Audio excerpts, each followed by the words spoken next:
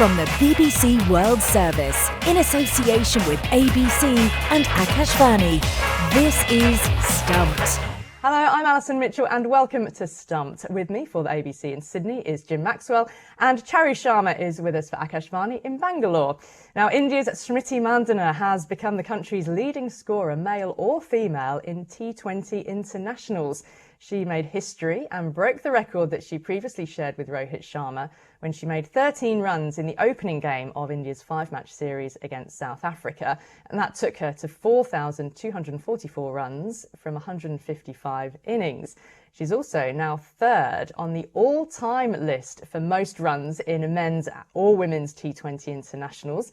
She's behind only Pakistan's Babar Azam and New Zealand legend Suzie Bates. Charu, quite a feat for Mandhana. How's it being celebrated in India? Well, I'm so glad for her because she's, a wonderful cricketer, great person as well. But I'm afraid the IPL overwhelms everything. And unfortunately, it really hasn't made much news at all. I think people will gradually wake up to that remarkable feat for the moment. But, she's pretty used to the spotlight. She doesn't seek it. She's, I suppose, commercially doing very well. So life is going along very swimmingly for her. Many people look at figures. I don't think she's the kind of cricketer who's constantly looking at, what's my average, what's my score, and where am I? But it's a remarkable feat for sure. It's come in reasonably quick time. I think last year was a purple patch for her. She's had a few in the past. And one hopes that regardless of this figure, her form, which is slightly questionable at the point of time, does continue because she has so much more still left in her. Yeah, it's remarkable that she has got to that record. Of course, it helps, doesn't it, in T20s when you're an opener and you get the opportunity to face as many balls as possible, but you've still got to score them at, a decent rate to score the volume that she's done as well. Do you like the fact, Charu, that the men's and the women's record is sort of merged in this way? Because it's quite unusual, isn't it? We don't often talk about feats, where we combine men's and women's, whether it's run scoring or wicket taking. Well, I think it's a format thing. And of course, it's always good news, provided the format is similar and the conditions are the same. I mean, you can argue that the boundary is a little closer in if you want to be really churlish about it. But in T20s, it makes sense, doesn't it? Because the T20 format for both men and women has kind of taken off at pretty much the same time.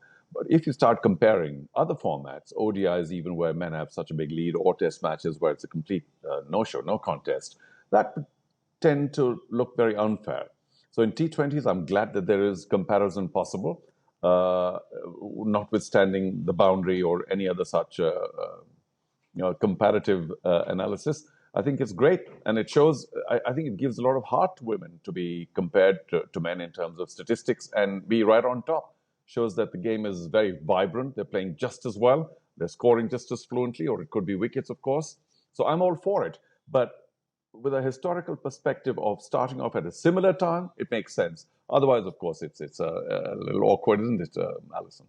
Charu, there are records and there are records. Was this one that she was chasing? Well, according to me, no. I think she is certainly not the record-chasing type. It would be even a wonderful surprise to her unless people close to her are keeping her abreast of what's going on. But I think the celebrations are really much more about, and all cricketers and other sports persons will talk about it when you talk about a team game. It's really the team winning or the country winning or franchise winning. It's not so much about individuals at all. I think you've already made the point that she's an opener. She's bound to get a lot of runs. But I think a lot of people will be taken by surprise at her situation right now in the all-time run getters for T20. And of course, she possibly has more. But no, she's not the record-chasing type, Jim. She made her debut in 2013. So how do you rate her, estimate her longevity? Well, she didn't start off as the most athletic. Please forgive me for saying that, she wasn't exactly diving around and slipping, sliding on the field, the kind of athleticism that earns you lots of injuries as well. She has a very languid, easy style. It's not that she's training herself a lot when she hits those big sixes as well. And let's not forget, she's only 29. So she's been playing for near 13 years, but she probably has another 4 or 5 years ahead of her. And as long as she can, I don't think she's had a career-threatening injury yet. So far, so good for her. And of course, more importantly, she doesn't bowl, Jim. So, especially the fast bowlers, they tend to be in the injury line all the time. she's had a pretty, easy time over cricket, barring one or two very small injuries. And she's certainly gotten fitter over time, that I have to say. So there's been a lot of attention. I think Harmanpreet started off saying, and a couple of other players, the younger players in India, that we've got to be as fit as a lot of other international players are. And in general, the Indians now are twice as fit as they were about 15 years ago. So she's also caught on to that fitness cycle now, which is certainly helping her. And Jim, she is somebody that's caused Australia a lot of problems over the years, and only the very best players do that, of course. Well, yes, let's hope that from India's viewpoint and hers that this continues. But yeah, I hate to think she's having a little bit of a taper at this stage with India struggling, it seems, in this series, which they've already lost. So she's a player to be respected, and she has given Australia quite a few problems. But yeah, we're into a new era in a number of ways around who's playing and who's leading with the Australian team, and the problems that they've got there with Sophie Molyneux as the captain, who's perennially injured. So let's see what happens when we move into the World Cup coming up.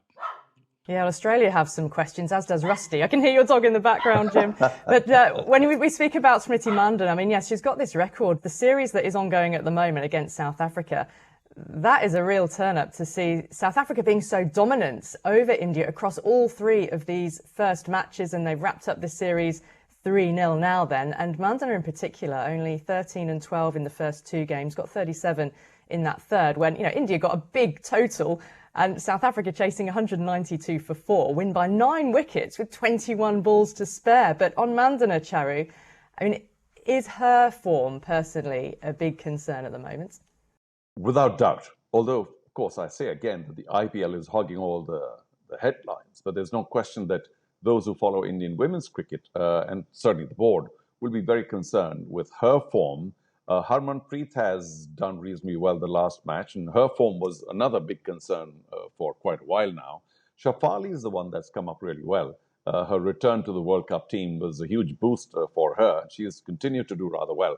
But overall, not just Smriti, because she's the leader right at the top. She tends to get her runs pretty quickly, fluently, sets the tone for the rest of the team. And if she's doing well, the team does well without question. When she's not, we've seen now that the team tends to totter quite a bit in its run getting. And there's no doubt in my mind that with the younger people not having stepped up, Jemima Rodrigues not scoring runs, unfortunately, another duck for her last time around, Smriti's form and the rest of the batters will be a huge concern for India going to the World Cup, because especially away, and the World Cup is away, the Indians have once again shown that they might struggle for runs. You mentioned the big total in the third one day, but the first two, T20, beg your pardon, but the first two were very average scores. And if the batting's not working, which is, I think, India's biggest strength, especially with Smriti, and the fast bowlers not really working as well, the spinners, some of them are new, India could be up against a massive challenge in the T20 World Cup. And Smriti, unfortunately, has to shoulder a lot of that. Yeah, and she is such a leader, isn't she? Both with the bat when she's on form, and we saw in the 50-over World Cup being the lead scorer there, but also, one thing is her grace at the crease and her power at the crease, but it's also her calmness, I think, with her leadership head on. When she's there as vice captain to Harmanpreet, and particular in the frenetic and the faster pace of T20, she can be that calmness under pressure, and her knowledge, that she brings as well. Just such a cool head out in the middle, which I think, speaks volumes for her. And her persona out on the cricket field, which she then obviously so often does translate to her batting. I think we've got to pay some tribute to Laura Wolfhard, haven't we, in the way she absolutely dismantled India's bowlers in that third T20. So if the batting was a concern in the first couple of games, then the bowling a big concern in the third. And, you just got to think that there is some concern for the form of India, you think, coming into this World Cup. Yeah, without question. I don't know what Jim thinks, because you just talked about India being particularly effective against Australia, but if they're away form, or is it just the fact that they don't play enough? I'm not so sure, because this series came after quite a while, and maybe it's just taking them time to sort of hit the ground. But yeah, Wolfhard, what an innings, only loose as well, and to completely dismantle India and get 200 virtually, well ahead of time in a T20, that's just fantastic.